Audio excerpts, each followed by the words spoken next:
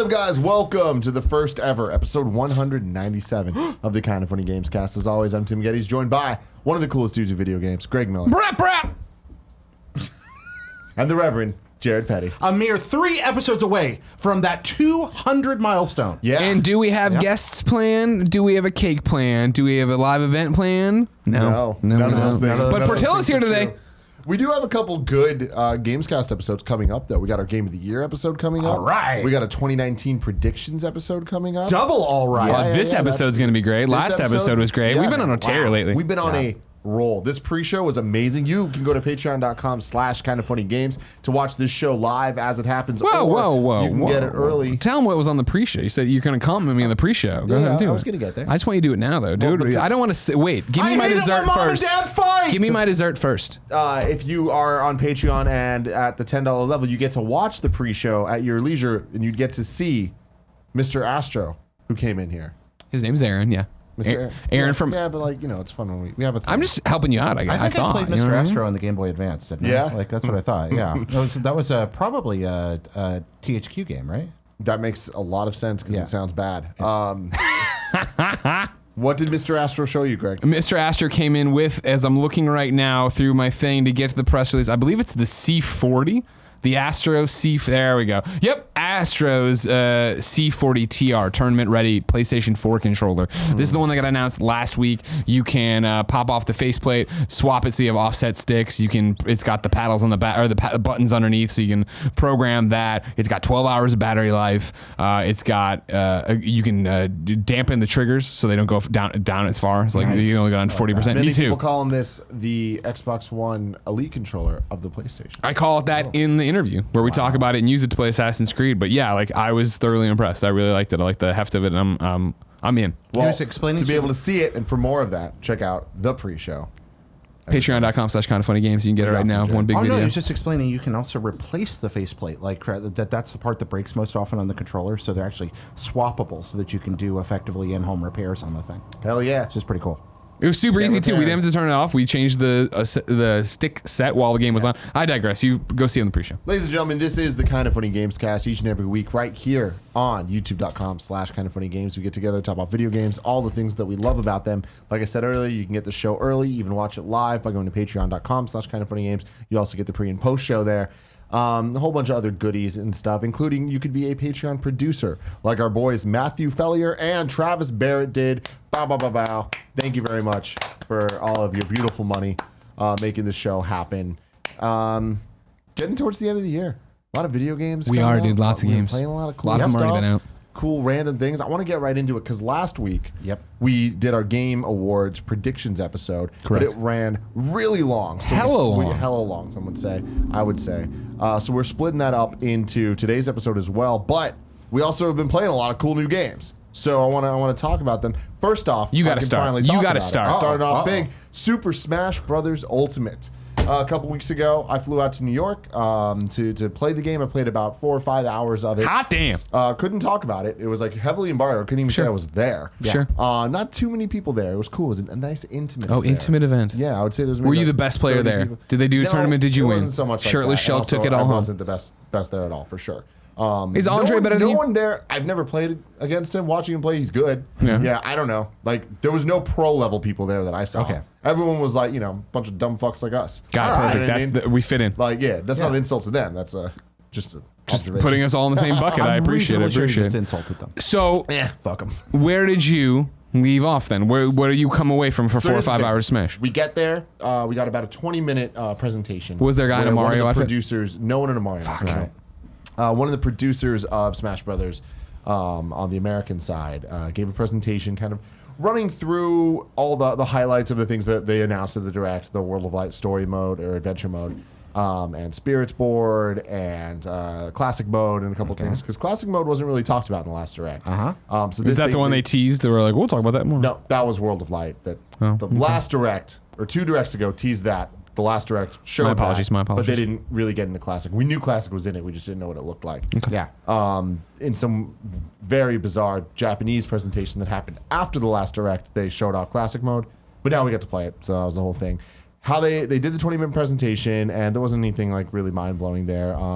couple of people asked questions about like how long it would take to unlock all the characters, and they're like, oh, just a couple hours, and you'll be able to get them. There's multiple ways to get the characters unlocked, just like Smash has always done. Yeah. But you can get them all by playing through World of Light, which is the story mode, or you can just play a bunch of multiplayer matches and eventually unlock them all.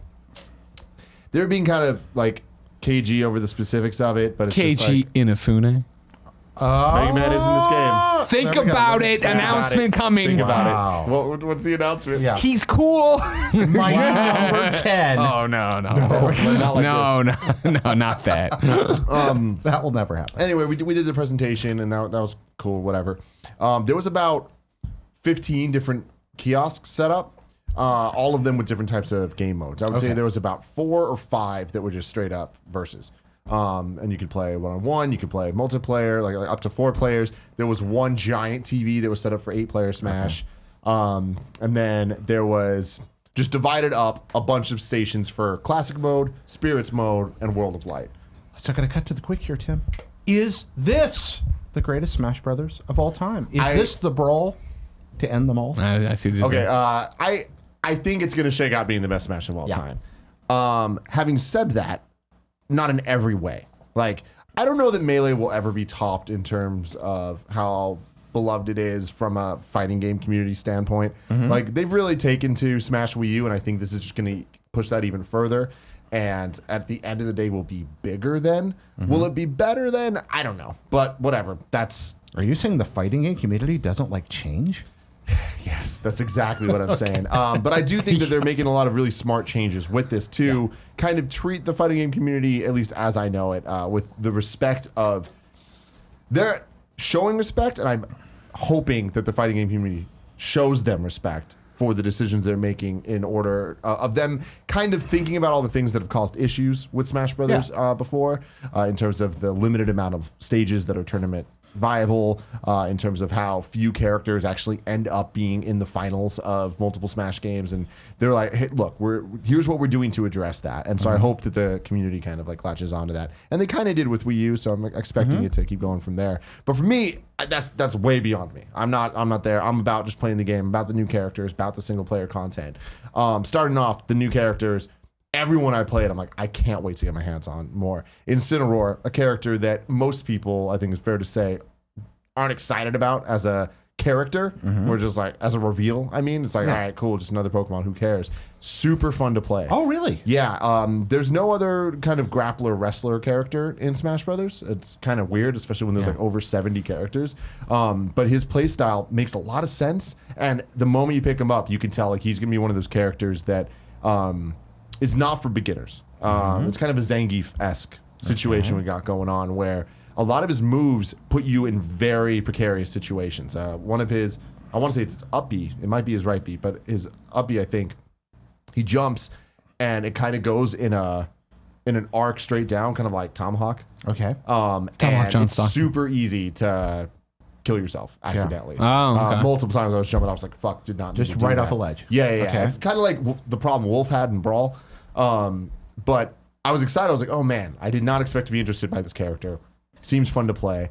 Simon and Richter, fantastic. Actually, before you move to them, a question about grappler style, if you don't mind. When you say that, one of the things that I think has kept grappling style characters out of Smash before is that while grappler characters work really well in 2-player fighting, it's much harder when you got 4 people running around and you're vulnerable in a grapple. How have they addressed that? It's not so much grappling, because Smash works on the rock, paper, scissors system of shield, grab, attack. Okay. So it's not necessarily grappling, because every character has grapples with throws, right? Or with grabs. Sure. It's more his move style, like the moves, the animations and stuff involve a lot more grappling. So it's less of a.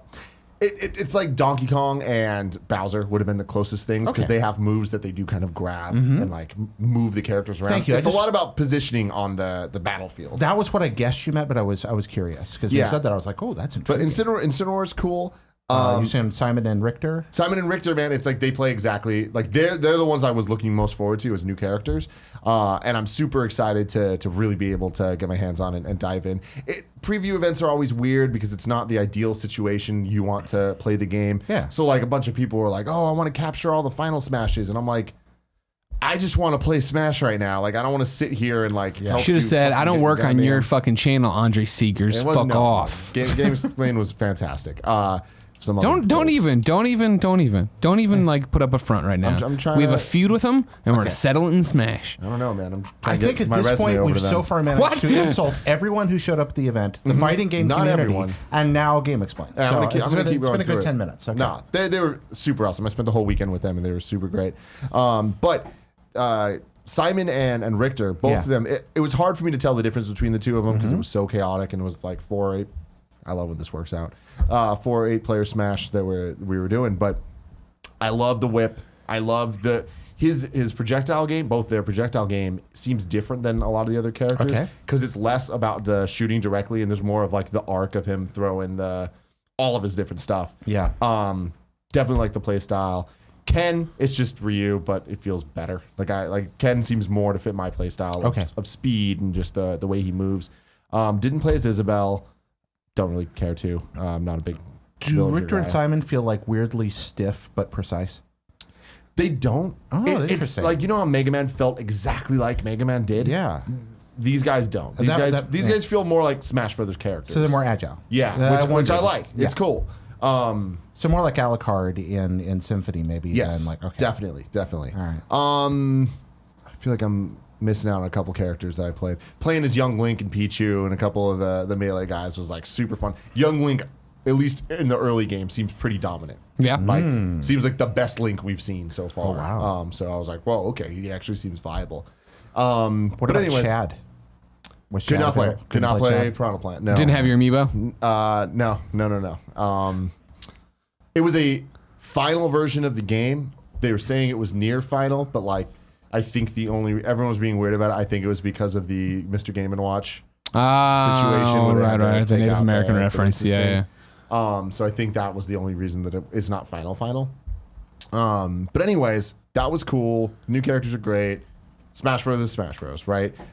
Playing the modes with the charging the final Smash up. You know what I'm talking about? There's a new thing now where before you had to get the Smash Ball to get the final Smash. Now there's a new mode that's a bit more traditional, like a fighting game where there's a charge bar at the bottom of the screen. The more damage you take, the more damage you do. It goes. Eventually you get to use your final Smash. It is definitely not as fleshed out as I'd like it to be. Okay. It's not balanced. It's still dumb chaos final Smash stuff. Like competitive people are not gonna play this way at all, which is kind of upsetting because it's a cool idea. But you're getting in like a 2-minute match, you're getting 2 final Smashes each. Like it's Interesting. chaotic as fuck. That sounds great to me. I mean, that's what I play the game for. So Yeah. this is like all good news. The stages are great. Obviously, so many of them, over 100 of them. There's that new feature where stage morph. It goes from one stage to another. I thought that was super, super cool. Weird gimmicky stuff, but it's like it's still fun. And like to me, a big part of Smash is like I love the Final Destination stage. Like I love it's just a fight, no gimmicks, no craziness. But I really liked in Smash Wii U where they allowed you to do the Omega stages of any level. So any level could be Final Destination. And the reason I like that was that you get different music. There's over 900 songs in this game. So much of them so epic, so iconic. And the stage morph thing just lets you, throughout the same fight, hear different songs. That's cool. So it's pretty cool. So you've covered all these minor details, but what the people really want to know is when you bring Sukapon in as an assist trophy, how awesome is he? We did not play with too many assist trophies, I will say. So I'm sorry, Jared. Now, Some journalist you are. To get to the important stuff here, actually, is the single player content. Yeah. Especially for those that don't know, I was pretty disappointed with what they showed at the last Nintendo Direct for Smash Brothers that was focusing on all the single player stuff. They didn't show classic mode at all. They just kind of like, oh, it's here, but you know what that is. But I feel like that was such a disservice to what it actually is in this game. I was gonna say I don't know what it is when you just say Classic mode is arcade mode for a fighting game. Okay. It's you go through and it's fighter after fighter. You just fight them all, and then there's the final boss that typically has been Master Hand in all the different games, right? That's always been broken up by little mini games, whether it's break the targets or board the platforms or race to the finish, whatever. But it's essentially 8 different matches. You play through it, you end up fighting the boss. Like playing the campaign in Street Fighter 2. Exactly. Yeah. This game is taking it to the next level. Every single character has their own classic mode that's lightly based on their rivals, on their story. Yeah. So an example would be Mario goes through and like they each have like fun little gimmicky names. We can only play classic mode as Mario, Wolf, Duck Hunt,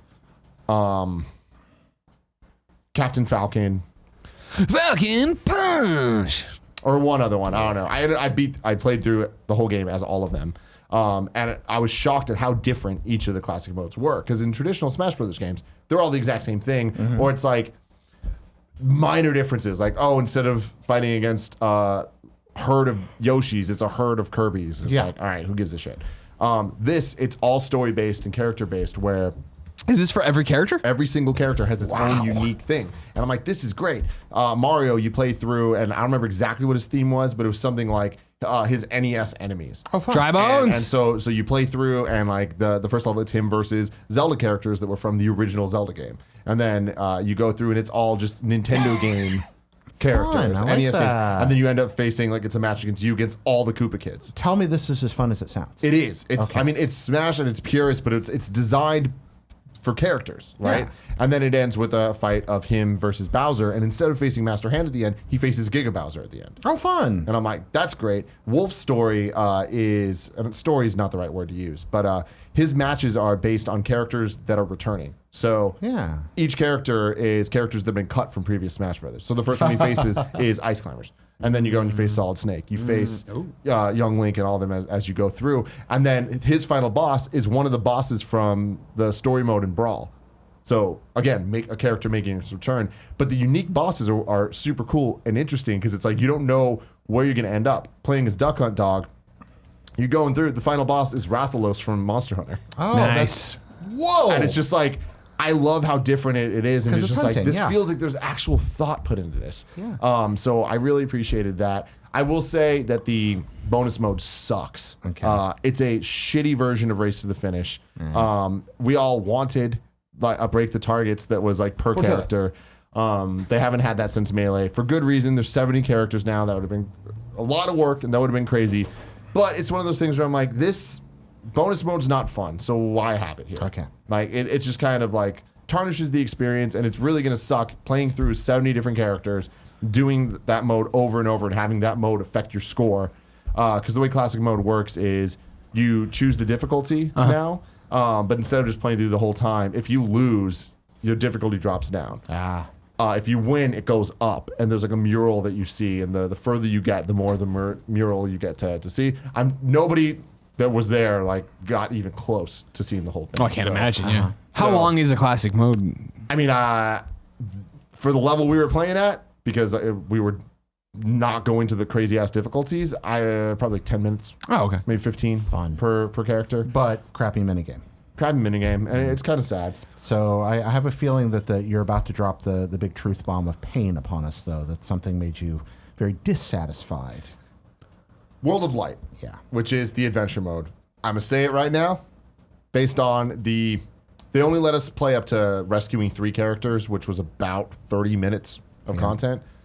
It is going to be better than Subspace Emissary. Well, that's nice to hear. Whoa, unexpected. Totally. But that's because Subspace Emissary, from a gameplay perspective, kind of sucked. The platforming felt super off. The game's not designed around that type of movement. And it was way too drawn out, and there's just way too many things in it that were just getting in the way of what people wanted, which was getting to the next cutscene. Cue Tim Gettys talking about the cinematics. There we go. Very awesome. The reason I think it's going to be better is I think that the gameplay in between the cinematics is going to be more rewarding than Subspace was. Am I saying World of Light's going to be great? No, I'm not. There's still a lot of issues with it. It's super gimmicky. The spirits and stuff, I simply don't like. And a lot of people are getting really upset about me for that. But at the end of the day, I just feel like it's adding status effects and making this game play in a way that it doesn't work. In a way that isn't... It's fun, but it's changing what the gameplay is. It reminds me of playing Devil May Cry or any game, getting to the end and the final boss fight. I hate that. Here's a new element that you're like, what is this? This isn't what the game is. And it's like, I feel like there's just a lot of that. The spirits, there's a lot of them, and it's kind of cool. It's like they replace trophies, and I'm totally fine with that. I don't need them to be trophies. Like, people keep thinking that like I'm mad that trophies are gone. I'm not. You don't mind the metaphor. I don't really like the spirits because it's like the game doesn't do a great job of telling you what it is. So it's like not so much like a collecting. You don't feel like you're collecting a museum of Nintendo history.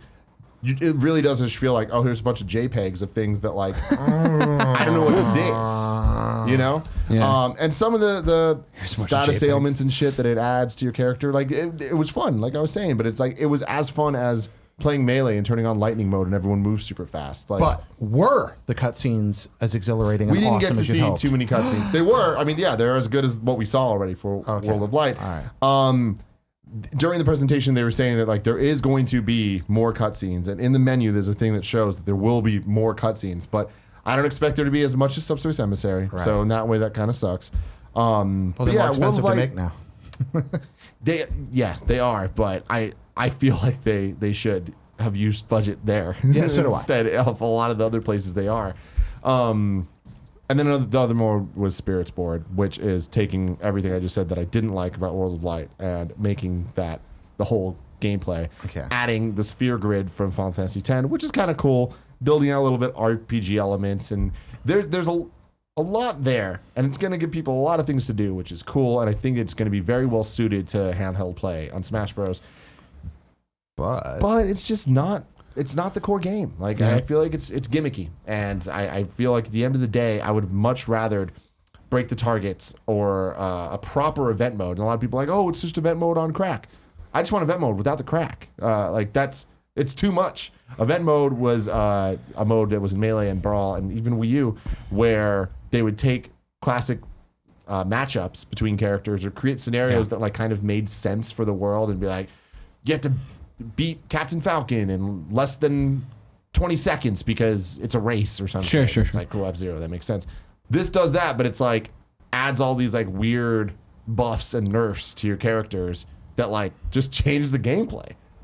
So forget other people's criticisms for a second. Just from Tim Gettys' perspective, what he wants out of this game, not what the fighting community wants, not what I want, just from you.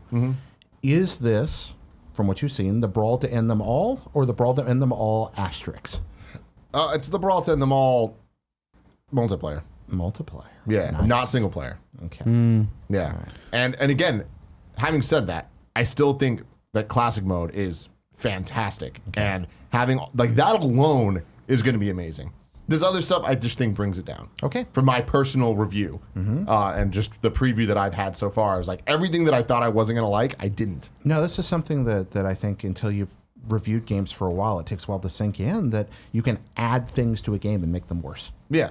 And that sounds like what happened here. Yep. We'll see. But Greg. Yeah. During that trip, I also was playing a lot of Pokemon Let's Go, Pikachu, and Eevee, specifically Eevee. Sure. Then I got home. I talked about that last week. Right. You started playing. I did start playing. Yeah. Launch day came around and ruined all of my plans. Okay. Because my plan, of course, was to come home Friday night before going to Survivor Series and play Fallout 76 with my wife, Jen. Love my life. Jean-Philippe Saint-Ange.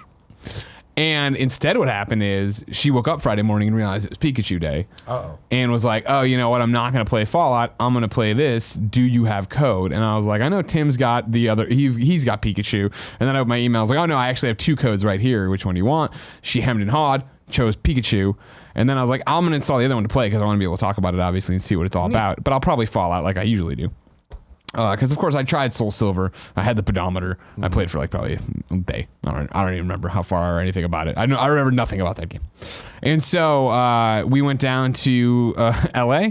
I was all excited the night before. I started the download, put it on the dock, went to bed after playing Fallout till like 2 a.m. or whatever, and then got up. Took it off the dock, put it in the pouch, got to SFO with Jen. I was like, here we go. I'm super excited to play this with you. Let's take a cute little Instagram. Took out my Switch, turned it on, and it had that nice white X on the download bar. I was like, motherfucker, I was out of space. No. I had to delete a bunch of stuff. She played the entire flight, and then I was geared up to jump into it. So I did that thing you do where it's like, that's the game I want to play. So I just went through my Switch playing all sorts of random stuff, trying to find it. Finally played Luminous for an hour. I was like, all right, that's good enough. But like, I kept looking over her catching stuff. I was like, that seems like fun. That's what the cool kids were. So you got there. Vicariously playing. No, I got there, got in the hotel Wi-Fi, downloaded it, and then we had a weekend of playing Pokemon together, which is not my nom de plume by any means. Yeah, So, before you go on, have you ever gotten into a Pokemon game? no, I played Pokemon Go. I for a couple weeks. Kevin thinks I played for 2 days. I don't remember which. Whatever. Like I said, played the 3DS, DS, Soul Silver for 2 seconds. Like a long time ago, you're like, Tim, which one should I play? And that is the best one ever. Well, that's not even why I played it. If you remember. It was that you said that. And I was like, okay, cool. I'll look into getting a copy. Looked, it was real expensive online. I was like, that sucks. Went to my shelf and had it on my shelf. I was like, oh, this is the one I bought at IGN back in the day with the pedometer.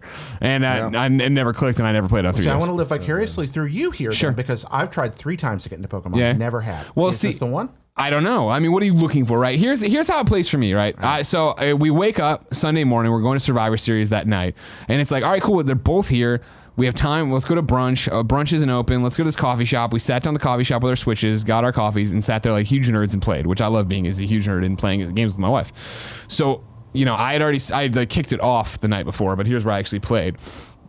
And so I started playing, and it was, I don't know, 10, 15, 20 minutes of playing. And it's like, just like you were talking about last time, right? You're just throwing the ball, so you're just catching these Pokemon over and over again. It's giving you the XP. It's leveling up your group. Then you go and you battle the trainers you're running into.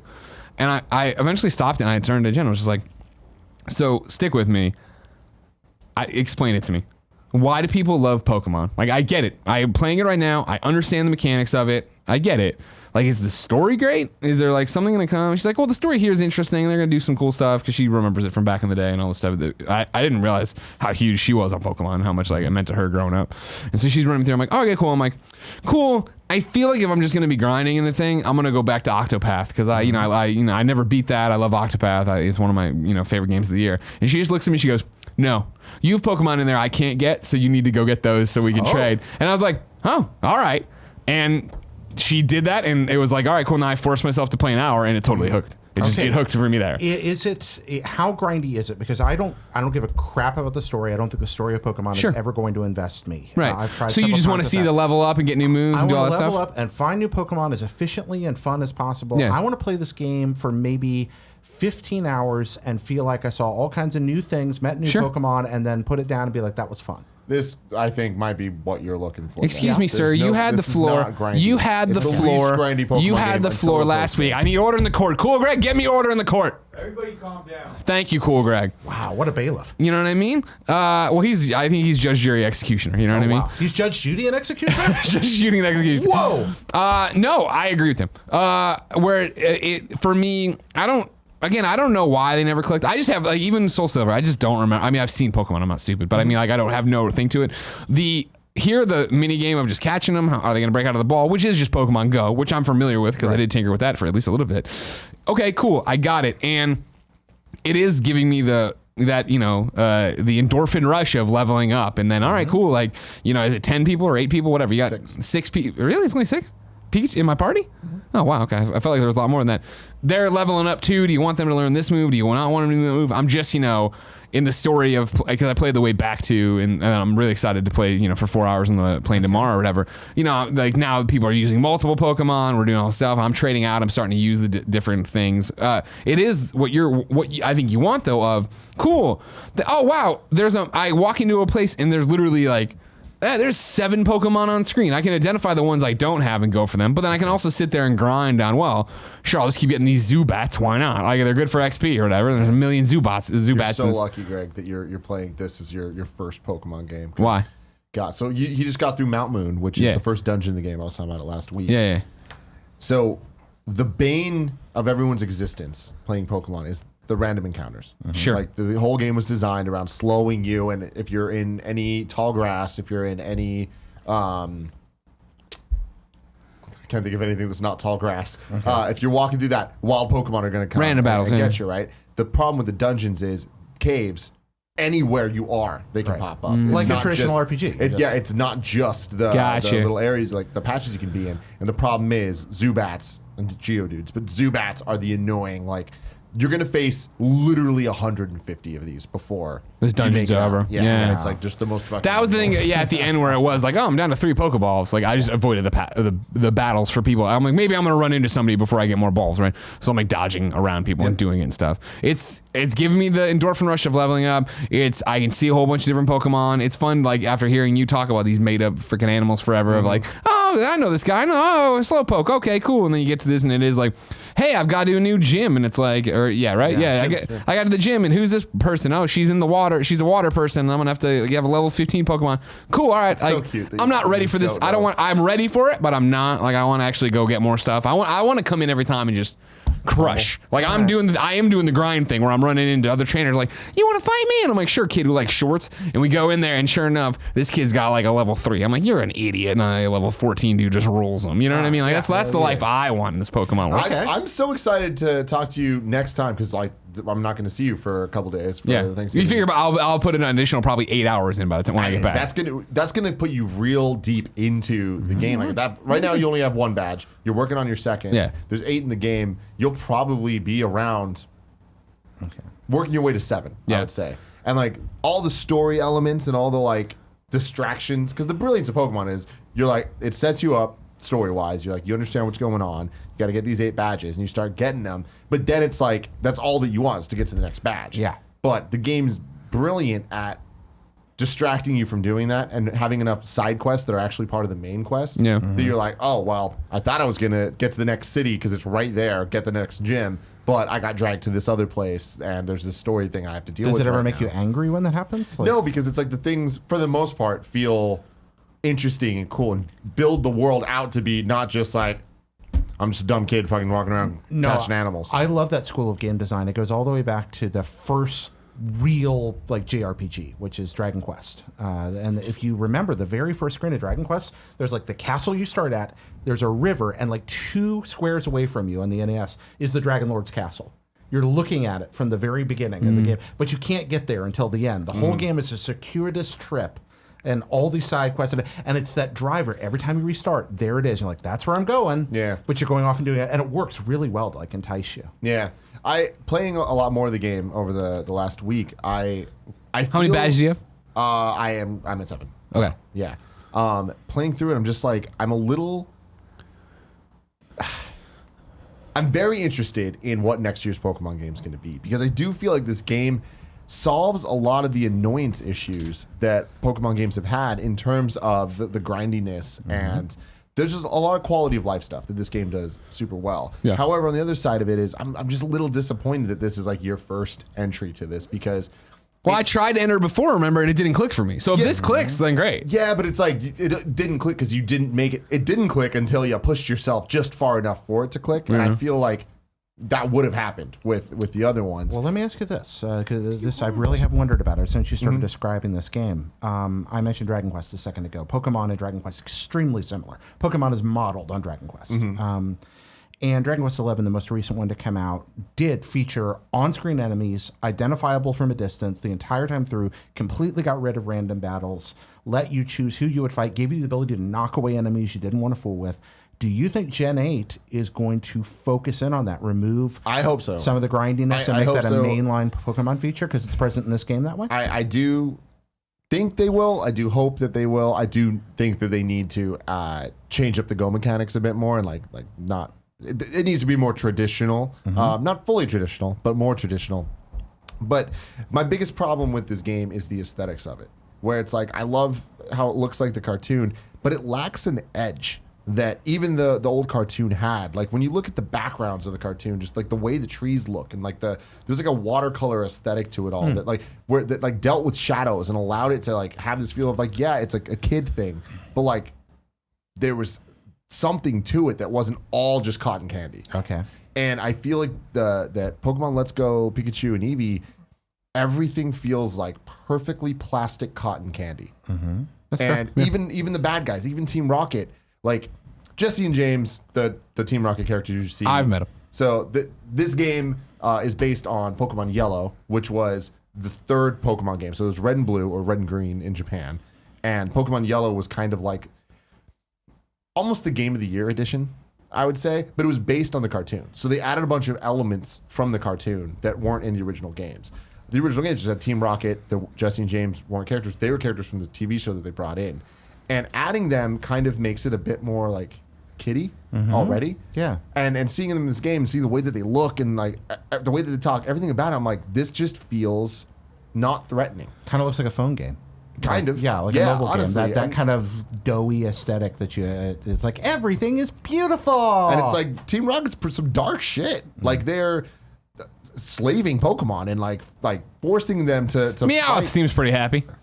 He's just fucking running around the dungeon with him. Like, yeah, man, That's a whole get it. other- Meowth's supposed to talk and he doesn't. It's really sad. But now I just got this image of a bunch of Pokemon in like a galley, just like boom, boom, boom. I mean, pretty Row much- faster. No, that's kind of what it is, and that's so far of what I got past the main story beat for Team Rocket in this game, and it's just like it just lacks a level of like, oh, this means something. Oh, they're Like, bad guys, they're and we're bad fighting guys. for a reason. It now just feels like, oh, you're just They're like Cobra Kai. you're just antagonists. You're Gotcha. I love Yeah. the point you're making. I cannot get past the image of like Pikachu with drumsticks and a Snorlax laying there, like when we beat Kevin's stomach on Extra Sure. Life, but Yeah. like, driving the boat. Well, that was the thing for me. So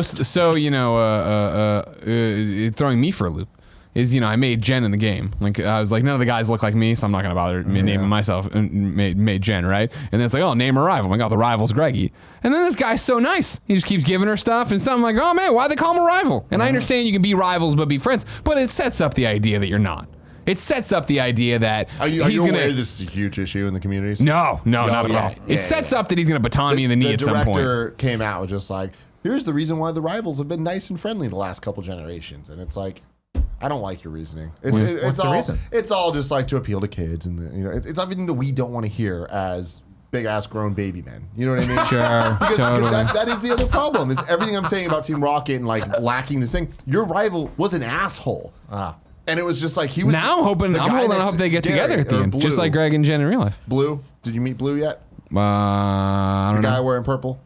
I don't think. Not to my recollection. Why It's would a right man wear around where blue you wear- are. why I've would met a man lot in of blue people wear though. purple? I don't know. Maybe I did. What does he say? He was your rival in the original. Oh wait, is he the one who's like talking about Oak and he's like, Yep, oh, his Grandpa. Yep. Yeah, I've met this Yeah, guy. Yeah, yeah. he called me like he called me something. Smell you later. Is Yeah, his, that's like, it. Smell you catchphrase. later. That was it. Yeah. But he was even in this game. He's not a dick. That's like the worst thing he says. Otherwise, he's kind of like, I'm here to help you. Can we go Throw back out to your journeys. his name is Blue and he's wearing purple? This bothers me. His name is Blue. The main character's Red. You Okay. play as Red. It's Red and Blue. But why Pokemon isn't Red Blue and wearing blue? Green's the girl. Why isn't Blue wearing blue? Because it's too on the nose, Jared. Oh, good point. two Nail on point. those. Nailed it. Yeah. It's two on the nose for Pokemon. Yeah. Hey man, I got you know what I nothing mean? to Got say to call about it like it is. Yeah, I'm excited to play more of it, and I think Jared, you would like it in terms of what you just described. The best. It paired so well with us being in a hotel bed watching reality television. That sounds a good Like life. it's just like, hey man, I'm just chilling. I'm just relaxing right now. On the plane, it's not something I have to really think about. I'm just there catching stuff. All right, cool. Do you have a code? I can get you code. I can get you code. Yeah? Your You code? think? Yeah. Yeah, you have a code? I'm Greg Miller. I'll tell you what. You should, Actually, don't you just have a copy too? You can give them. I already gave it to Andy. All right, then yeah, I can get you a code. use your powers, and I'll play it over Thanksgiving and come back. Which one do you want? Pikachu. God, I got screwed with this Eevee crap. Fuck you. I'm like looking at this Team stupid, Eevee. like this little frou-frou dog running around. I'm like, ugh. Why can't I have Eevee is the Pikachu? best. I want the Pikachu's lightning cool. rat. Greg, you played Spider-Man Turf Wars. And the they DLC. say that a hero can say. Yeah, this is DLC number 2 for DLC Spider-Man. 2. Yeah, just came out today as of I got recording. the code, didn't play it yet. Sure. You played through it this morning. I was like, what do you think? You're like, Let's save it for the Let's show. save it for you know the what I mean? show. Because we were so high on Black Cat. yeah. Right? I yeah. loved it. Yeah, exactly. This is fine. This strikes me as what I think when they were like, hey, oh man, we were like worried about worried in quotes. It's still Spider-Man, it's still Spider-Man gameplay. It's still more to do in New York. Great, awesome. You know what I mean? But it very much, I feel like, falls into the this is a video game DLC. So you don't feel like it built on the Black Cat No, story? that's the problem too. Is like no spoilers. Black Cat ends City. No, it's all City That Never Sleeps. Turf Wars. What was the first one? Heist. The Heist. That one ends on such a wow, that was a cool story beat. Yeah. This has been a cool build. I can't wait to see where they take it from there. They don't follow up on it. Like remember when I was like, Yeah. oh, this redefines to me what this is going to be. Yeah. It's following up on things it doesn't answer the big question or even move us forward on the big question that we are left with. Is it the Number one. comic book bullshit where it's like, hey, here's a storyline that ends on a cliffhanger or something going forward, but then other issues happen that are chronologically after the first one, but don't address the first one until a following storyline comes up? Not really. I mean, they address it pretty early of just like, this has happened and we, okay. Like here's Yes, yeah. Here's what I'll say about this one. And I love Insomniac and I love Spider-Man, yada, yada, yada. If you, from literally you hit go and I was like, uh-oh. Because it opens with that video game DLC thing of we're looking at a static wall with like the things like the circle and it's just like this has happened since we last did it, and then it's like panning around the thing to like as it's getting a narration from Yuri, and I was just like, yeah, all right, this is video game DLC, all right, you know what I mean? No giant cutscene here, no like, hey, this is what we're setting it up to be. It's like, okay. I feel like going into like once we knew what the Black Hat one was, and we're like, oh shit, like they're building something here. I feel like it's an easy assumption to say that the second one was going to be the weakest, and that it's like, oh, it's building up the third, because like the episodic things. Not that this is technically episodic, but usually somewhere in the middle, it's like, well, sure, yeah, you can't have an intro, furthering the plot, yeah. But you never want to have to slog through something to get to the good part. Do you feel like it's that though? No, it's not a slog. It's just like, cool, more fights for Spider-Man. But does it make you feel like, oh fuck, the next one's going to be it? Not at all. Wait, what do you mean? The next one's gonna be awesome? No, I don't come away with that impression. Whereas we ended, I burped in the middle of that, where we ended DLC 1 with, fuck, I can't wait to start that again, right? Yeah. If this would be for you exactly what you were worried about with the first one. Yeah. Where I pitched the first one, you're like, oh fuck, I gotta play this right now. I thought I let them all stack up. This one, just get to it when you want to get to it. There's no like gun to your head. Like it's like whatever. Like I hope 3 is gonna bring together the cliffhanger of 1 and the quote cliffhanger of 2, which is like, I thought it was pretty obvious, but okay, whatever. Like, you know what I mean? Like I hope it brings it all together, and I'm riveted. But like, no, I was like, man, like last night it was a thing of like, man, I really want to go play Beat Saber, but I'll get through this, and I'm playing, I'm doing it. It's also the same thing too of like, last time with DLC 1, I talked about how hard it was to try to learn to play again after taking a month off or whatever it was. I was like, next time around, the Sunday before it comes out, I'm going to go do, and on the Sunday I was at Survivor Series, so I jumped back in, and again, it's just like, man, is it hard to get in a rhythm of fighting when I've been gone for so long and playing Assassins or whatever, and just different fighting. But it's more Spider-Man, great. But like, where did you come down on the Tombstone mission in Spider-Man, the real game? Fine. Yeah, see, I think this is a step below Tombstone. Damn. Both in terms of like, because the Tombstone was like, oh, this is a weird thing. He's a weird side character, whatever. The problem is, I just even looking at the trailer for this one, I already got this feeling like, I don't really love the whole mob, gangy type stuff. And that's the whole thing with this too, is it's like, yep, there's a guy who wants to move up in the mob. How many times have we done this in a video game? So what's he doing? He's capturing the other Dons from the family, and this, a lot of guys in suits, a lot of things we're doing, you know what I mean? And they try, to their credit, because it is Insomniac and it is Spider-Man, they give us some stuff for Yuri here, where they are playing with like, oh, it's interesting enough. Yeah, okay, cool. But it escalates really quickly and then ends, I think, awkwardly, and it was just like, all right, like, Does whatever. this feel like Spider-Man DLC obligatory must ship edition? I mean, it feels like if you were in what's the worst case scenario? Paint by numbers. Like, yeah, this kind of feels like paint by numbers DLC. There's just more to do. Cool. There's more stuff. Screwball's back. She's doing some stuff too. There's more for. So with this many good games out right now, maybe. Yeah. No. Yeah. You don't need to get on it anytime. Like super quick. Thanks. Maybe right before episode 3 drops. If we're worried about episode 3 being, or not worried. If you're like, man, episode 3 looks great. I want to make sure I got it all done. But yeah. I beat it. Again, it was one sitting. I don't even think it was 2 hours, but I think I took a dinner break in the middle of it. Wow. Last game I want to talk about today, Tetris Effect. Yeah, I was affected by it. Oh yeah, it was. Yeah, it's delightful. And I know you played a ton of it. Oh yeah, love Tetris Effect. Not yet. Have you played in VR? Yes, and that's actually the main place I've played, and that's been my delight. I really do. I do buy into the VR is taking us somewhere thing. It's not happening as quickly, I think, as I thought it would. There are a lot of price bottlenecks, I think, that are affecting that, and standardized technology bottlenecks that are affecting that. I think the weird shakeup between PS5 and whatever Xbox is doing next could actually disrupt the progress of VR another few years. I'm not sure if that'll happen or not. But let's not talk about that. Let's talk about Tetris Effect and how it's bodacious and takes an all-time classic and makes an already great game better in all the right ways. I have a question. Yeah. I have not played this game. I have seen the game. I've seen the trailers. I've heard the music. It all looks fucking rad as hell. Sounds rad as hell. How is it not just Tetris? 3 ways. First, let's take what you just said, rad as hell, etc. Tetris is the opposite of rad. Tetris is a piece of software that was designed on Soviet computers without graphics capability as a hobby, and then ported to the super duper uber low powered Game Boy, which had this terrible display as a way to showcase the hardware. It is the lowest common denominator of video games, and also one of the very best for precisely that reason.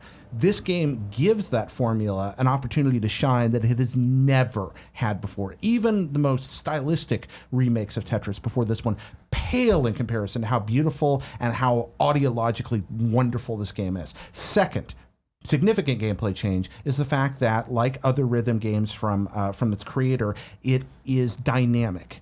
Levels change speed based on what's happening in the visual audio groove. So unlike Tetris, where traditionally things just get faster and faster, you'll be playing and sometimes things will get faster and then they'll get slower. And then the beat will change again mid-puzzle. You'll be setting up for something and suddenly, bam, and down it comes. Or you will be dying and suddenly it's like, I'm going to pull back, time to chill a little. And it's perfectly tuned. And that's going on within a stage. It's not just stage to stage that the vibe is changing. It's within a stage, and that really changes the way you play Tetris. Third, of course, are the zone effects. Zone allows you to effectively, it's not exactly a time stop, but what it allows you to do is overcome that, you know how rewarding it is to get a Tetris, to drop that long line in and cash in 4 lines at once and get that really cool point bonus. What a zone lets you do is store up meter, almost like you would in a fighting game, and then unleash that meter, and you've got a certain amount of time to build beyond 4. It just keeps dropping blocks, and you're building a combo. And so you can set up for the regular game around a combo and suddenly drop 20 lines at once, as long as you could do it under the tension of that. It's a great addition, particularly since this game defaults to the near infinite rotation of standard Tetris. And so it really lets you strategically build around that. It turns Tetris into, in a way, more of a puzzle game than it is when you're traditionally just playing against the clock. It adds another puzzle element. There's more strategy added to it, right? Like, when is the appropriate time to use this? How will I use this to knock out my score or beat whatever the goal is? Move on in that regard. Yeah, so those are the 3 things I think that make it different. Greg, what did I miss? You know, you nailed it. That was a really great presentation. As somebody who keeps showing up and like, I like Tetris Effect. It's fun. Like, that's what me and Kevin keep saying, right? Like, no, those are all 100% true. I think, the visualizations in VR especially bring it to another level. And the people who are, I think, the most fervent of like Tetris Effect is a game changer. It should be in the running for Game of the Year. Are playing in VR because it is, you are super lost in another world, right? And it's something, I mean, VR, when it's done right, does really well. But in Tetris Effect of taking something you do know so well and putting it in there and using the effects and being Mizuguchi about it, Seeing a lot of the trailers for it seems, I can't tell if the game's like this or if it's just the trailer that I'm watching is cut this way. But a song will be playing and like to the beat, the backgrounds are like completely changing. Yep. Like it'll be like the forest, the beach, galaxy, whatever, just like. Not that dramatic. It's usually building up for me, what I would say is it usually builds from a hey, I'm playing a normal game of Tetris. Yeah. And then you start to see things on the beat flashing in the background, and then it just becomes more and more intense to the point that where if you were to take a screenshot at the start and take a screenshot at the stop, they would look different. Like fish may turn into whales, but it's not like whales are going to turn into trees or going to turn into samurai or anything like that. But there are dynamic changes going, and those match, again, that change in pace where things like sometimes slow themselves down or change up on you. And then you got those wonderful ripple effects that just look so beautiful. This game is so good, Tim, that I've been at home playing it, throwing that headset on, having a ball, and I kid you not, I've been throwing my old Game Boy in my backpack when I travel and playing Tetris. But I just have to play more Tetris. Keep the pencil sharp, right? I'm just like, I gotta play more Tetris. No, totally. I found myself doing the same thing with Puyo Puyo Tetris on the Switch, right? Where if I'm away from that, But I'm more excited for them one day to bring Tetris Effect to the Switch. To the Switch, yeah. I think it loses something outside of VR. Oh, I know. I totally agree with you. Don't get me wrong, but I'd totally buy it again and be excited for it there. No, it'd be a good platform for it. So you're going to show us what you're talking about here? Yeah. Like that? No, that doesn't happen. No, that doesn't happen. That's them showing the different visualizations of what's happening. Because, this looks fucking cool as hell. Yeah, it's freaking rad, man. I mean, you're getting a similar experience, as you drop and it flashes and it builds something and a new element is added to the game or the world. Should you buy VR for this game? No, but you should seriously, if you have the budget, considering buying VR for the 10 great VR games that now Exactly. I tweeted about this morning, and I know it's not on your list, but Beat Saber's out today, Tim. Right. And Beat Saber is Amazing. We've known it before, obviously, but I mean, for my money, and I love Tetris Effect, it's the best PlayStation VR game now. Wow. I love Beat Saber so much. I'm so happy to report that it works on VR. It works the way you'd expect. Our PlayStation VR. Of course, we've played it on Vive, Oculus, whatever. Oculus and Vive. And sure, obviously we know those controllers are great for 1-to-1. You're gonna have this thing. Last night, I got home and I was so excited to play Spider-Man. Got through that and then immediately got Beat Saber and just played for hours. Like my arms are sore in the elbow, right, from doing it because you get the bonus for doing more degrees in terms of like 90 to 180. Yeah. I like that's the thing I tweeted today, right? Of like, I know it's such a common question of is it time? Should I buy it for Tetris Effect? Is it time to buy this? You should buy PlayStation VR if you're at all interested and know that you have Tetris Effect and Beat Saber and Moss and Firewall and Astrobot, Hypercube, which is fantastic, super hot. I mean, like the list goes on in terms of stuff you've missed. Hopefully, you've cashed in those PlayStation Plus games, like. I've obviously been a big supporter or a proponent of PlayStation VR since it was announced, and Shuhei sold me on the idea. And to see it this holiday just be at such a zenith and be so well, and just Beat Saber, like for real, like it was a game I finished last night, and I'm like, so many people have talked about it being a workout. I tweeted about it this morning, and Grimecraft's like, hey, this one song he put in there is my, my workout, my morning workout. He said, right, like I can totally see that for me. Of like, I started playing it last night. I was exhausted, right? I'd been up since 4 a.m. our time, a little bit before maybe, and got home, and you'd think that I would crash out right away, but instead played that and then played Spider-Man, then played Beat Saber, and once my arms were too tired, I stopped. But it was like I had done a workout where I was like energized, and I stayed up to like 1 a.m, right? And it's like, man, I should start my day with that rather than end it and not sleep when I should be sleeping. Now, PlayStation VR exists right at the edge of that thing. Sony almost never does this, but Nintendo does. Sony really hasn't done this since the original PlayStation, which is get to that edge of good enough. I think it's Jeremy Parrish loves to point out that Nintendo's the king of good enough. Their software or their hardware is always right on the edge of affordability and capability. The Switch is just good enough to be successful. Just good enough. The Game Boy, just good enough to be affordable and successful. The Wii, the same way. Many of Nintendo's platforms, even the NES was like that. PSVR is just good enough to get it done and just relatively, compared to other VR systems, inexpensive enough to make it attractive now. It's reached that point. It's Black Friday's, I think, $199. Like, you know what I mean? Like, that's definitely, I think, and it's to the point of, like, I'm not, but I thought about bringing it home. Like, it's like, man, this shit's cool enough that I'd love to show my dad. Like, I'd love to put my dad in this, especially because, like, there's some other stuff coming out that I don't think is announced that I almost screwed up there, that they hit me up about. I was like, oh, my dad would really like this experience, right? Like, stuff like that. No, I've taken it home to Angie, and it's mind-blowing if you've never experienced it.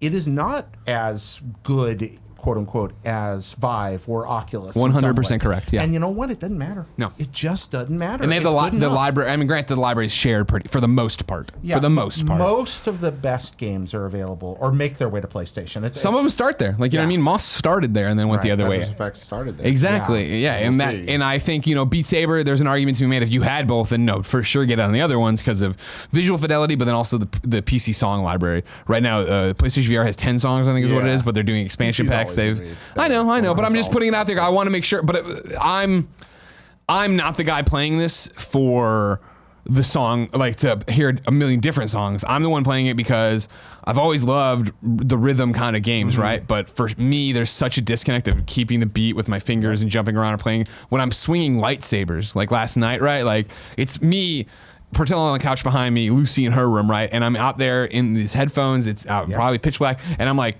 doing that thing where I miss it, I fuck it up. I'm like, oh, you son of a bitch. Like, you know what I mean? Like, I'm so into it that I'm talking to myself and I can't not talk to myself. Yeah. Now, I just bought myself a new gaming, streaming, video editing PC.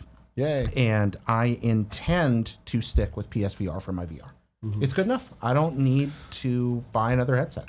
It'll get it done. It's got the games I want. Yeah, but you also don't care about HD TVs and stuff. I don't. Goddamn but I don't right, think he doesn't. VR is Come about, on, that's my man. Yeah, fuck you. That's right. But I don't. Fuck you, Tim. Think VR is fuck you about and your fidelity. TV, Tim. VR is about immersion, and immersion does not particularly require that much fidelity at this generation. Yeah. Now, talk to me in a few years, and I think more powerful processing is going to be necessary. But we're not there yet. Yeah, I guess for me, I disagree with that. Where the good enough argument. You're starting to win me over here a bit when it comes to PSVR. Like, that is a very interesting thing of them having the games, like having it and having it be entry level where it is good enough. Yeah. But to me, it's like with that type of experience, especially virtual reality, if we're pushing a technology forward, I want it to be the best possible experience. Yeah, but you're cart in front of the horse here. Right now, it is about affordability and getting it to people and getting them to talk to people like me to bring it home to put it on my father. Because my father isn't going to buy a PlayStation 4 and a PlayStation VR, period. But for him to be able to talk about it, for it to be attainable, right? That's where it gets weird with like Oculus and a gaming rig and the complications of this. And I'm not even playing the character of Greg Miller right now. I'm just saying in general the complications. But it's like, my thing with that is it's like, I feel like Oculus and Rift and stuff, it's like, granted, they're more expensive, but it's like, once you have them, they work better. Well, think about this historically, though. Let's jump way to the past and then to the present. You know, the Sega Master System in practically every way was more powerful than the NES outside of its sound processor. Would you rather have owned an NES or a Master System? Yeah, but that comes out of the games. It comes out in the games, exactly. Let's go a step further. NES, not SNES, just plain NES or a Genesis. When it comes down to it, would you rather play Mario 3 or Sonic? I mean, yeah, you're going to play Mario 3. Game Boy, then you have the Atari Lynx next to it, or the Game Gear. Which would you rather have? The argument is, when I was playing the original Xbox, I'd rather play Prince of Persia: Sands of Time on the Xbox or the GameCube. The Xbox, it was better. It looked better. It ran better. It played better. But now when you have PS4 Pro versus Xbox One X, where Xbox One X is decidedly more powerful, which do you play on? Xbox One X. Do you? Are you a One X guy? No, he has no allegiance. I didn't realize that. Okay. Yeah, definitely. The other thing I think... Never mind. I think the point is lost. This is... And I'm not well versed in the PC VR community or communities. I feel that the PlayStation VR community is so tight knit. When I go to I've talked about this before. When I go to the subreddit for PlayStation VR, which I see every day, and I'm in there every day, it reminds me of Podcast Beyond with Dunham, Roper, Haynes, and then when Clements joined, where the community was so tight around the PS3 that it's the same way with VR, where they're celebrating each other, they're celebrating games, they're talking to developers are right there talking to them. That might be happening in Oculus Vive sense as well, but I just feel like it's so much easier to eliminate variables here right now with PlayStation VR. No, there are some unique things out there that PC is going to give you. I mean, sooner or later, Facebook is going to drop their VR communications tool down. And you're going to be able to sit there in a room with somebody across town or across the country, and it's going to be ridiculously good. And when that happens, is PlayStation going to be able to keep up with a feature like that? I don't know. I'm here to talk about games. And when it comes to games, it's worth the several $100s in savings and the push button accessibility. Yeah, if you've had an inkling, this is the year to do it. Yeah. All right. Everyone's gone. So I'll make the note for you. Yeah. 125. Thank you very much. Ladies and gentlemen, this episode of Kind of Funny Gamescast is brought to you by Blue Apron. Blue Apron delivers farm fresh ingredients and step-by-step recipes to your door. They do that to you every month, Greg. I'm excited. You are? What are you excited for? They don't do it every month. They do it every week if you want, sir. Wow. Yeah, that's what I do. Wow. I'm trying to open up my app. Nintendo currently tapped out on Pokemon codes, but they'll look into it when they can for you. Greg Miller. I am Greg Miller. Hey, you know what? I got a response. All right, let's count. I can be happy with that one. While supplies last. Exactly. Blue Apron, of course, delivers food to your doorstep whenever you want, once a week. They give you step-by-step instructions. You get to cook stuff, learn new methods. Right now, guess what? I'm logged out for some reason, but I'm skipping this week because it's that easy. We're going to Thanksgiving. Why would I'm going to Chicago tomorrow? I don't need food right now. When you use the app and you're logged in, you get to go through and select what you want when you want. Exactly.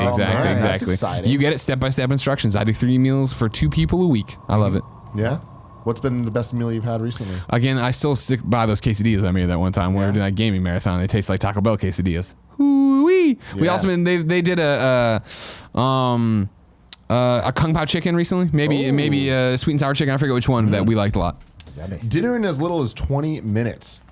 Is that accurate? 100%. Wow. They say, it says right there on the thing. Exactly. It says on the thing how long it's going to take you. And that's some nights when I come home and I'm exhausted, that is what decides what the meal is going to be. The joy of recipes is they're predictable. There you go. Check out this week's menu and get your first 3 meals free at blueapron.com/gamescast. That's blueapron.com/gamescast to get your first 3 meals free.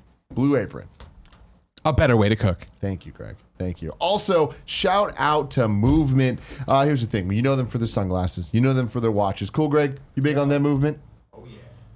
You like the rose gold watch? Oh, yeah. I love the sunglasses. That's my favorite thing that they do. I wear those things whenever I'm out partying on the beach. Oh, wow. You know what I mean? Yeah, you're out there a lot, yeah. Well, whatever I do. Sunburn, baby. No, yeah, whenever. Yeah, I wear them when I bike with Jen on the weekends and stuff when it's super nice. Yeah, I use You them. like the way they movement? No diggity? I guarantee it. Yeah, I got to bag it up. alright. I got to Yeah, bag it that's up. I right. thought you were going a You different gotta direction. back it up. I thought you were going a different direction. MVMT. They do all this stuff. Let's see. What else do they do? Guess what? They have Movement's Ever Scroll glasses that protect your eyes from harmful blue light so you can keep on gaming. That's just for our audience. They understand. That's what's you, going on gamers.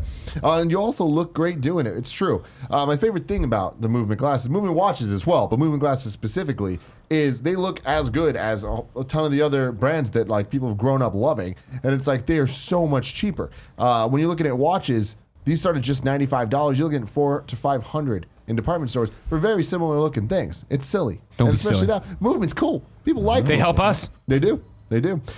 Clean design, minimal and really quality products. I can stand by that. Movement did all of the hard work this holiday season, so you won't have to. And they made awesome gift boxes and packages. If you need help giving the perfect gift this season but don't know where to start, the guys over at Movement Watches got your back. They've curated all of your favorite styles into special gift boxes for you so you can absolutely crush this holiday season without the added stress. Get 15% off today with free shipping and free returns by going to mvmt.com/kinda. Movement's launching new styles on their site all the time, so check out the latest at mvmt.com. Go to mvmt.com/kinda. Join the movement. Let's get back to it, baby. Back to the Game Awards. Game There we go. Awards predictions. Let's We bring you left up to off- speed. I'm kidding. I'm not going to read it. Watch last week's episode on youtube.com/kindafunnygames or podcast services around the globe if you need to know what we thought about the majority of these things, including Game of the Year. We left off last week at Action Adventure. Did we do it? I do not have, no. The last thing we all voted on was best action game. Now we're to Perfect. best action adventure. Best Action Adventure Game. All right, what do we got? For the best action/adventure game, combining combat with traversal and puzzle solving. Ooh. Combining has a typo on the Game Awards website. All right, there we go. Number 1, Assassin's Creed Odyssey. Okay. Number 2, God of War. Number 3, Marvel's Spider-Man. Number 4, Red Dead Redemption 2. Number 5, Shadow of the Tomb Raider. Oh, that's hard. That's a tough category, Tim. That's a tough category. I have never enjoyed fighting things in a game maybe more than I have in God of War. I mean, it's way up there. As neat as the other ones are, I think just having that much fun with the Leviathan axe, it makes it very hard for me. Combined with the exploratory elements, the puzzle solving is minimal but mostly painless. There were a few puzzles that were annoying, but overall, I'm going to say God of War for this one. My thing is, I feel combat, although it's mentioned here as one of the pillars, falls more into the action side of things. Yeah. So as good as the combat of God of War is, which is flawless, when you're talking about traversal, Spider-Man redefined what it means to have a character be fun to move around a city in. Yeah, I'm not going to argue with that. Puzzle solving, when you add that to it, I didn't like God of War's puzzles all that much. They were fine, but nothing blew me away. But to be fair, I don't think any of these games are like particularly interesting when it comes to the puzzles. Okay. Is there something that wasn't on there that you wish were? No. I'm going to give it to Spider-Man. And give it to And my Spider-Man? vote is also Spider-Man. Tim, I'm sorry, Jared, you're voting God of War. Is that what you're predicting I'm to also win predicting too? God of War. Yeah. Wow, we are super split. I'm going to say Assassin's Creed Odyssey. Oh! I'm voting that, and I think this is where they'll get the nod as well, because I think this is a game, as we've gone through the rest of the awards, I'm paging back now, I think Assassin's Creed Odyssey's been overlooked in a lot of ways. As I hit 75 hours in last night, Kevin, of course, 95 in. He's not at the microphone right now. For me, this is what it's interesting with, and this is not apples and oranges 100%. Spider-Man, so hard for me to drop back in and get the rhythm of like what I'm doing and how to fight or whatever. Yeah. Assassin's Creed, the combat, I feel I just never get tired of it. I never get sick of it. And I can right now, sure, I'm trying to learn to walk again as Spider-Man. Even platinuming Spider-Man, going into the Sable camps, right? I was like, I got another flying guy. You know what I mean? Like, ugh. Whereas with Cassandra, it is like, yeah, bring it on. Okay. Oh man, there's 3 bounty hunters here and the guards. I'm probably gonna die, but if I play this right and I use my overcharge here and I do this, blah blah blah blah. Same with traversal. Whereas of course, I'm 100% with you, both of you. Spider-Man, insane. One of the best things about that game, obviously, the traversal, right? But in Assassins as well, where I think, they redefined it with Origins last time, but now with Odyssey, which is the one I've spent time with. It's so easy to move, and it does have that Breath of the Wild of like, cool, there's a mountain in my way or a wall in my way. I can just climb it. I don't have to worry about trying to do this. And I think it was Andrea, maybe on the last, or well, not last, one of the times we were talking about Odyssey was like, some people actually missed that. The like, oh man, how do I get up there to that synchronization point? Whereas now it is so easy to get up there and do it. Yeah. Same with like how many synchronization points there are to unlock is rewarding, and then fast travel to them and get off and get back to the mission. Plus, it's the only one of these 3 games that I'm aware of that you can traverse a dong.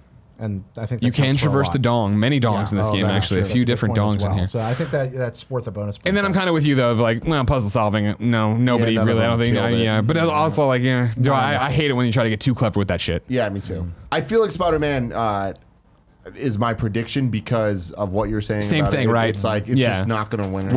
We've as you page back through how we've been voting and talking, right? That and even Andy, I remember last week saying, "Man, Spider-Man is totally going to be the whatever." Horizon. Oh, yeah, Horizon. Was it or that or Mario? Whatever. He was saying Spider-Man. He was saying Spider-Man's going to be the Horizon of this year. Okay, yeah, it's the one that gets overlooked and everybody Horizon loves, didn't but win anything. Doesn't fall. Really? Yeah. Oh no. Yeah. Oh, Game Awards, sure. Okay, yeah. Yeah. So interesting. We'll see what that is. That's a split decision. Best role-playing game for the best game designed with rich player character customization and progression, including massively multiplayer experiences. Dragon Quest XI: Echoes of an Elusive Age, Monster Hunter World, Ni no Kuni 2: Revenant Kingdom, Octopath Traveler, or Pillars of Eternity 2: Deadfire. Wow. It's another tough category, right? Yeah. Jeez. Pillars is gonna get a lot of critical love at the 11th hour, I think. And, jeez, that's a hard one. I mean, of these, my heart is closest to Dragon Quest XI, so that would probably be my vote. But I'm going to go out on a limb here and say Pillars wins. Oh, wow. Oh, wow, Jared. Yeah, I spent so much time with Dragon Quest and it's one of the rare role-playing games that you just love. The further you get, the better it gets, it doesn't always happen in an RPG. I really like that game. So, what did you vote? You're predicting that, what would you vote or whatever? I would vote Dragon Quest. I would predict Pillars. Thank you. Tim? I'm going to predict Octopath. I have not played enough of these to have a vote that matters. See, for me, this is an interesting one. I think it's going to be Monster Hunter World or it's going to be Octopath Traveler. Mm-hmm. And I love both those games. I've played a lot of both of those games, way more Monster Hunter. I think I stopped at 130 hours, 125 hours of Monster Hunter. It's role-playing, though, and that's the thing, right? Whereas I understand Monster Hunter is a role-playing game, but it's such more of an online living service kind of multiplayer thing is what I think of it as. It feels shoehorned into this category. Yeah. I think I feel like it almost belongs to an action-adventure where it might get my vote. Yeah, I'm going to vote and predict Octopath. Yeah. I just feel like that's it was a critical darling as well. Yeah. I think, it's a game that traditionally shouldn't get me, but got me because similar to what we're talking about with Pokemon, right? Like it is I don't have to think too hard playing this. There is the balance. I do definitely find battles, then I have to go grind, and I don't like that necessarily. Some of the stories I think are really great. Some of them aren't that great. Like, I think that's where it's going to end up. I could be. I know it's a long shot picking Pillars. Yeah. But I wonder if Octopath and Monster Hunter will split the category, and then all the universe of hardcore people are gonna bond together. Yeah, I think Octopath. Which makes sense. I think Octopath has the chance to succeed here because so many more people played it. I think, and I guess I say that Monster Hunter was well played as well, but I still feel like everybody loves their Switch. What was the next hot thing for Switch? Everybody was on Octopath. If Octopath wins this, it will be a well-deserved award. It's a fantastic video. 100%. Best fighting game for the best game designed primarily around head-to-head combat. BlazBlue Cross Tag Battle, Dragon Ball FighterZ, Soul Calibur 6, Street Fighter V Arcade Edition. I mean, I don't know if any of us are qualified to comment on fighting games. My prediction, we're just predicting. My prediction is Dragon Ball FighterZ. Me too. I've played some of these, and I enjoyed Cross Tag Battle best. So that would be. Do you think that's what's you're voting, or I'm sorry, predicting that? Yeah, I'm gonna predict Cross Tag Battle. Okay. We shall see at the Game Awards. I think it's an easy win for Dragon Ball. Again, I think it's the one most people played. Totally caught people off guard. It looks beautiful. It had so much going for it. Yeah, I'm going to get that BlazBlue. BlazBlue. Family game. For the best game appropriate for family play, irrespective of genre or platform. Mayo Tennis Aces, Nintendo Labo, Overcooked 2, Starlink Battle for Atlas, Super Mario Party. Where the heck is WarioWare Gold on this list? Nobody That plays game- 3DS. That game is. I am a late convert. That game is so good. Yeah? That is game of the year discussion worthy. Game Oh of my the God. I'm year, not kidding. game of the year. It's unreal. But that's going to be another time. Anyway, that should be nominated. I say Super Mario Party. Me too. Prediction and vote. Me too. We Aces. We didn't like the story mode. That's not the same thing, but I think it's not going to net out that way. Labo's actually an interesting one. Labo is an interesting one, but I think it goes. It's not going to get it, though. It's just simply Labo's not me. going to get that much juice behind it. Like, it's not going to get that many votes compared to Mario Party. What's on here again? Labo, Overcooked 2, Starlink, Super Mario Party. Aces at the top. Starlink's supposed to be great. Sure, but it's as a haven't played family it. thing. I think a lot of people like Tim liked just playing it. It's like I don't think it good, was. But it's like, Well, yeah, but we don't have kids to put our big spaceships on and I top think of our the thing. biggest thing is Overcooked 2. It just Overcooked. I was just I wouldn't two. be like, hey son, play this with me, right? Like I mean, I'm sure there are plenty of people. But I'm like family game. I think of like anybody. Let's just sit down and play and jump into And it. to be fair, Overcooked and Overcooked 2 was a game I was like, Gia, let's play. Yeah. And that means it's perfect for this family game award. I just think the 2 is like great game that came out, but it's not deserving of an award, I don't think. My vote's Labo, and my Labo? guess is Mario Party. I think my vote is Mario Party, but I think I'm gonna change my prediction to Labo. Ooh, we're inverted. Oh my god. Best strategy game, best game focused on real-time or turn-based strategy gameplay, irrespective of platform. The Banner Saga 3, Battletech, Yeah. Frostpunk, Yeah. Into the Breach, Yeah. Valkyria Chronicles 4. Okay, Chronicles 4, baby. I gotta say, is that your vote? Yeah, And but I mean, your I'm prediction? not super well versed in this category. Into the Breach. You love Into the Breach, is my I know. prediction. Into the Breach is my vote and prediction. Okay, there you go. Tim, I assume you're not versed enough to. Nope. Nope. Yeah, you. This is one for you, Greg. Like, Yeah, y'all- it's on Switch too now, Yeah, right? it's on Switch now, and it's everything that you like about Valkyria Chronicles, but boiled down to like No super bullshit. duper no bullshit. Yeah, Okay. yeah, it's really great. Best sport / racing How much is game for the best traditional and non-traditional sports and racing game. FIFA 19, Forza Horizon 4, Mario Tennis Aces, NBA 2K19, Pro Evolution Soccer 2019. Man, I'm going to abstain from this one. I feel But what do you predict? I think we can predict without doing it, Read 'em right? again. FIFA 19, Forza, Mario Tennis Aces, NBA 2K19, Pro Evolution Soccer, or Pro Evolution 2019. I'll FIFA. I predict. Oh, FIFA. okay. I predict Forza. Me too. And that's what I would vote. Well, I shouldn't vote, I guess, actually. Voters and Game Awards are international, right? Yeah, Yeah. it's the internet. FIFA. But I'm not sure this year because you can vote on everything. So I'm not sure. Oh, yeah? Yeah, but I'm not sure how I don't that know nets how out it if you're works just now. doing that and it's going to be like, the judges said what this said. Yeah, NBA 2K19. I think people are going to vote for Forza at the end of the day. Yeah, NBA, because it's just NBA being NBA, right? Yeah. Was this the year of microtransactions where everybody flipped out or was that last year? It was this year. Okay. That's Can't- every I year. can't That's keep every up year. What are you anymore. talking about? Multiplayer game for outstanding online multiplayer gameplay and design, including co-op and massively multiplayer experiences, irrespective of game genre. Black Ops 4, Destiny 2 Forsaken, Fortnite, Monster Hunter World, Sea of Thieves. I wonder what it could be. Fortnite and Fortnite. Fortnite and Fortnite. Fortnite. Best student game, I don't think that we're... Yeah. Yeah, I'm not Qualified qualified for. to answer this one. Best debut indie game. Recognizing a new independent studio that released its first game in 2018, winner selected by fan voting. There you go. Fan voting, everybody. Donut County, Florence, Moss, The Messenger, Yoku's Island Express. This one makes me want to set myself on fire. They should all win, I say. There's- a 5-way tie. So much good in so many different ways here, but the Messenger is my pick both ways. I pick the Messenger and I predict the Messenger. The Messenger is my pick both ways. However, because of the fan voting, there was a lot of motherfuckers talking about Yoku's Island Express on the internet. Okay. So I wouldn't be surprised if that, since it's fan voted,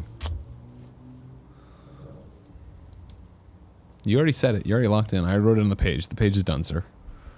The page is done, sir. what are you going Again, full disclosure, Jen did brand marketing for Messenger, but I would say Messenger. for both? Yeah, I do think so.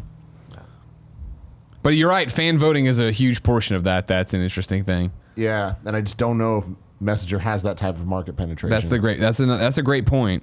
So I guess my vote would be for them, but yeah, I could easily see the prediction being Yoku's Island. I'm gonna predict Yoku. Vote Messenger. Okay. Go get him, Tim. Nicely done, Tim. Content creator of the year? Best Andy esports Cortez. game.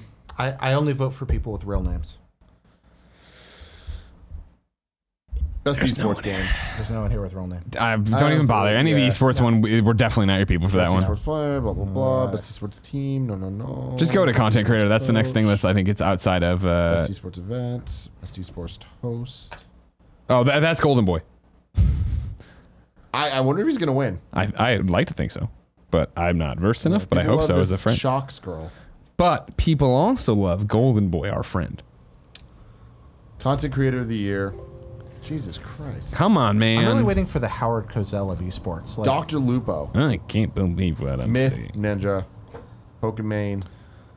Willy Rex. I refuse It's to. another one I don't think that we... I refuse to vote for people without names. I mean, let's just prediction-wise, it's got to be Ninja, Ninja. right? He's the one everybody knows. And It's Ninja. He's had a huge year. It was Ninja's year. Yeah. Like, Drake, Ellen. What if Drake won?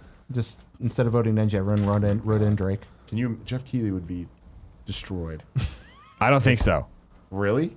If the headline coming out of the Game Awards was that Drake won the thing by a write-in thing, That'd be amazing. and like, what if Drake came or didn't? Like, I mean, Well, that's it's not a write-in thing, though. I know. Well, I know, but why'd you even engage with this? Why'd you even engage with this hypothetical if you're not going to disqualify it? I'm saying, like, if Jeff Keighley, my point I was making is if Jeff Keighley decided Drake was somebody that could be voted on for this and Drake won, the gaming community would lose their shit. You should call Jeff Keighley and ask him.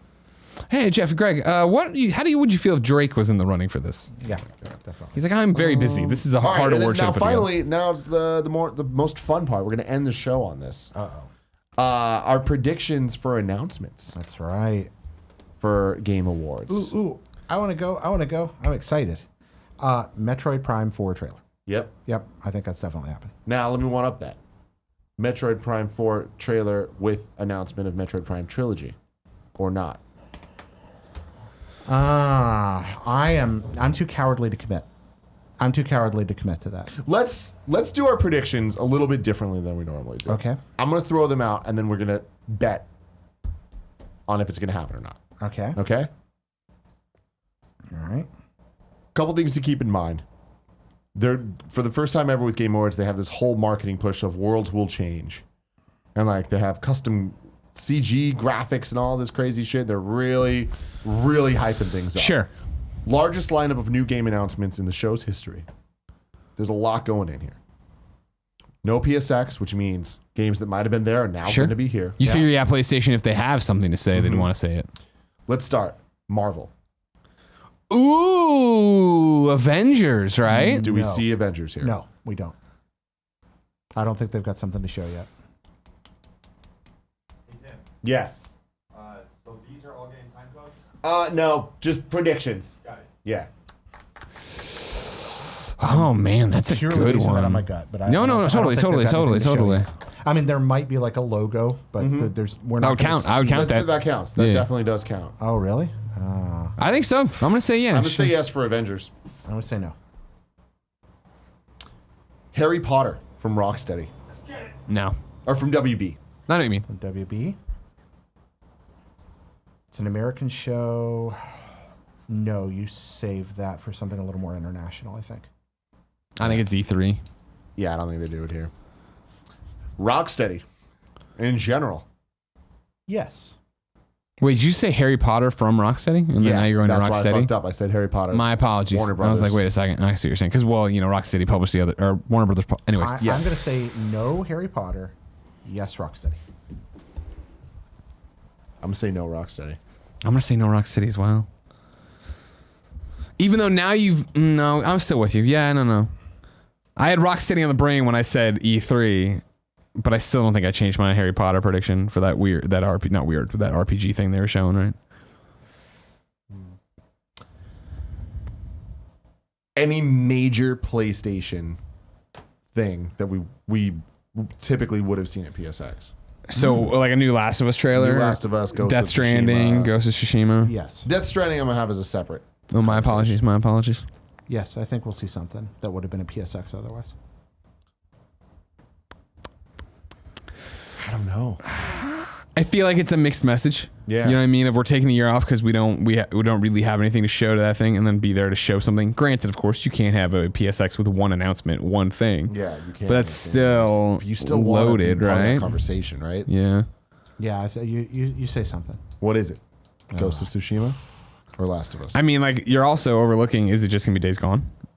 Yeah. Days Gone's the more imminent, hey, we're on the horizon. There's We're. something interesting there, though. We already have a release date. Yeah. Well, I mean, yeah, but it's just a new trailer.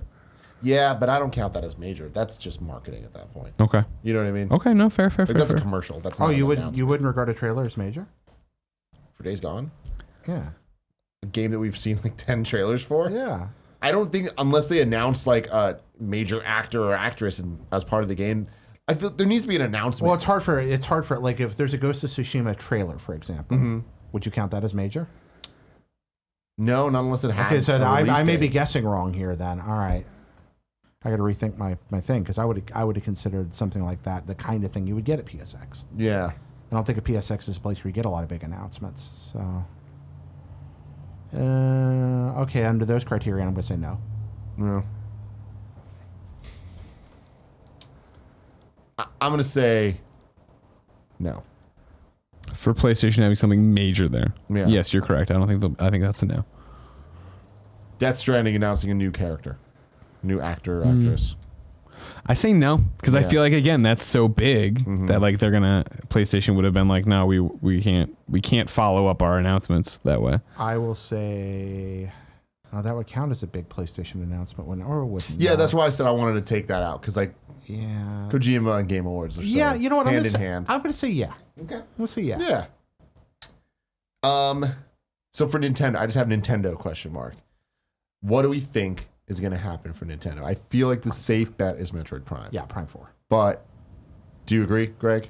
Yeah, well, I mean, what does that entail? Full blown like, hey, trailer, here's the first look, or is it just like another teaser that actually is a teaser? I think we see a trailer with gameplay footage. I'm going to say I think we get a trailer with an idea of what the game is, Yeah. whether it's gameplay or just a little bit. But the bigger announcement is Metroid Prime Trilogy coming to Switch. I mean, I think putting Trilogy on Switch is almost a no-brainer. Although, who'd be doing it? That's something I don't know, because here's the thing. I think it's going to be a Bayonetta style situation last year where it's like Bayonetta 3, also 1 and 2 are coming really soon. Yeah. I think it's going to be Metroid Prime 4, the trilogy's coming soon.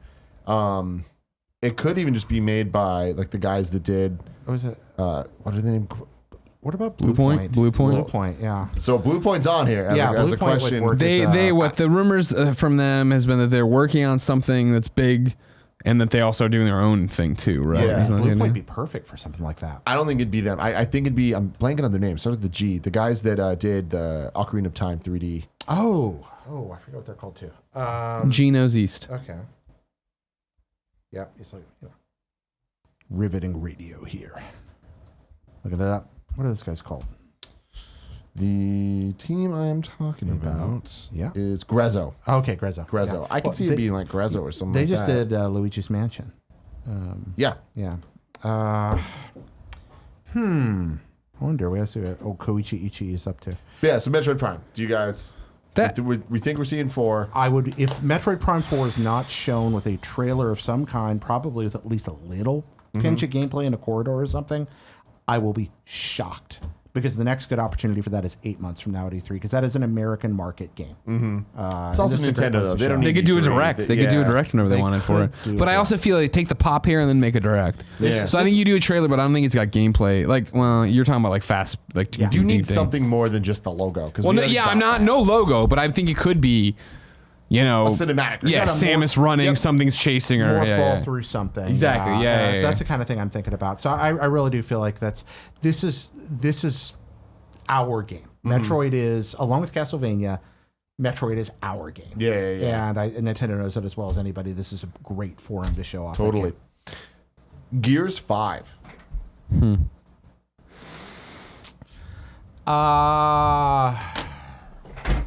No. Halo Infinite. Yes. Wow. I think we'll see one. Yeah. One or the other. It I won't think be they both. know we want to see Halo more than we want to see Gears. And I think they'll try to make that happen. I mean, Gears is very exciting, but which is going to get people riled up for that upcoming gen, you know? Because I understand Infinite's probably going to be on current gen hardware, but it's still going to get Xbox in people's minds again. Halo does that like nothing else. Yeah, that's a good point. It's sometimes I forget they showed that Gears stuff. You know what I mean? Where I was like, oh, right, they did that already at E3. Like, oh, that's kind of totally forgotten. I don't think they're going to show Halo, but I really want them to. I think they are. I hope they If do. they can. I think it's going to be one or the other. I think it'll be Gears or Halo. Nintendo announcing DLC for an existing game. Smash An or no? existing Switch game. Well, so yes, either a Smash character or Mario Odyssey DLC or something like that. At this point, I think Mario... Oh, well, maybe crappy DLC. Yeah, I think okay. Mario Odyssey 2 is a shoe-in now. They waited too long for DLC. Yeah, the ship seems like it's passed on Odyssey. So I'd say maybe... but yes, maybe crappy DLC for one of their other major titles. Yeah, I'm going to go in on that. Okay. Again, I shouldn't call it crappy, but Yeah, you know what I'm yeah, talking like- about. Like, balloons. The balloon stuff, yeah. Yeah. Or maybe something that looks a little cooler. I mean, Borderlands 3. yes. I would say yeah. Why the fuck not? Yes. Now, the time It's has going to come. show up at some The point. time has come. Please tell me you've got like 6 things on Crackdown in there. I don't. Terry Crews on stage. Yes. You think? Yeah, I think so, totally. too. Terry Crews, we're in LA. Everybody loves Terry. Yeah. Why not? Yeah, I agree with you. Microsoft gave him a chunk of change to get him over there to hang out with Jeff. Man, Borderlands 3. Yeah, Borderlands 3. I could see it real easily, but I don't feel it. I could see Yeah, it. You me know, too. everything you said, I could see. Yeah. I just don't feel it. If I'm Gearbox, I'm sitting there going, "This is my chance to own the evening." Yeah. Like you could really just blow people's socks off. I will say that right now. So the next one, Cyberpunk. Well, are we skipping past Borderlands? Oh, what's your? Yeah, I think that's Gearbox's chance, but then don't forget it's 2K publishing it. Right. And 2K is still riding on Red Dead. Yeah, but 2K knows that Borderlands isn't going to cut into that pie. No, not cut into it, but think about like that's definitely going to be a boon for them in terms of their bottom line, and it's Take-Two Interactive.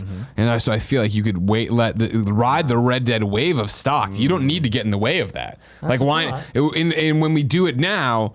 We're already so high. It's not like it's going to go crazy, right? Wait for the inevitable ebb and then pop it up. This is a very good argument, and I would not be surprised if you're correct. On the other hand, internally, you know that you've got people screaming and waving their arms at Take-Two. Over here! We're making Borderlands! Don't forget us! Yeah, That yeah, may totally, feel like totally. they're getting a bone thrown at them, in this situation. But yeah, so your argument makes a lot of sense as well. We'll see. Cyberpunk. I think we'll see something. Really? Yeah. It's about time, isn't it? Is it? They just gave a giant drop at E3, and they put it out since then. Yeah, I'm thinking about Like I really don't think they need They to. don't. Cyberpunk. But it's Jeff, and it's a huge stage. I get that. Cyberpunk goes quiet or Cyberpunk screams. My thing with all of this is I feel like anytime we've ever done predictions for trade shows, I've always been a bit more confident than I am with this. Yeah, this one feels like a This weird one. We're also a couple weeks out. Normally we're a little bit closer to it. There's like more rumors circulating. There's nothing for this. Yeah. There's no like word on the street. Is this going to happen? It's like there's been so many directs or just PlayStation blog updates or Xbox's XO thing. Like games have been announced at such a rapid clip or talked about in a way or didn't show up at things that they would have showed up at if they were going to show up. Yeah. But I'm like, I don't know. I think this show's going to be freaking huge and impress the hell out of us. I do, think we saw a lot of Cyberpunk. You, Greg, I. We talked about it a lot, but other people didn't see much Cyberpunk. They released it. They released the entire demo. I know. During E3, though, they released the demo later on. Right? I mean, that was, 3 weeks later? Yeah, it was a That- while. This is a chance to have people that tune-in Who didn't wanna go look at the thing. mentality be like, by the way, guys. So, yeah, actually, I think they show something. What would be your guys' get hyped Gatorade moment? Rocksteady. I mean, a lot of the things you've listed are get hype. You know what I mean? If they show more Cyberpunk, that'd be so super fucking cool, right? Crash Team Racing. Yeah, that would be awesome, I right? believe. And without a PSX, you wonder about stuff like that of like what has been left out there that is like, you know, Yeah. still twisting the wind. Star Fox Racer. Oh, shit. That would be my get height. Is that the one that was rumored? Yeah, Star Fox Grand Prix. Yeah, I apologize. Star Fox Grand Prix would be my get height. And if you were going to announce it, this would be a great window. I've heard so much about that game off the record of just people talking this way, whatever the fuck. It could all be rumors. It could all be wrong, whatever. That game existed. Does it still exist? That's the big question. Because people claim that they've played it. So that game supposedly in some playable form has existed. But what the fuck's Retro up to? I don't know. And I feel like we've asked that question for so long and not gotten an answer. Yeah. That either means there's trouble, like bad trouble, or they're gearing up for something big. This would be a great time to talk about it. It would. It really would. Oh, I'm excited for that. I can't wait for Game Awards. Wait and see. Ladies and gentlemen, thank you very much for watching this, for enjoying this. If you have predictions for the Game Awards, leave them in the comments below. Until then, we're going to get into the post show. Talk to the chat for a bit. If you want to be part of the post show next week, all you got to do is go to kindoffunny.com. Nope, patreon.com/kindoffunnygames. And you too can watch live and be part of the post show. Thank you very much. Should we do a predictions episode for the Kind of Funny showcase? For Kind of Funny Game Showcase? Yeah, Just get 100. Go 10 for 10. You know what I would love to do? And I don't know how to best coordinate this, but like get people to do a predictions episode. Oh, that's I want to know what people think. That's when it'll be retro or whatever. Metroid Prime was in the Game Awards, so it's got to be at the showcase. Like no, awesome. no under no circumstance. All right, thank you guys. Bye. Bye. Pro show.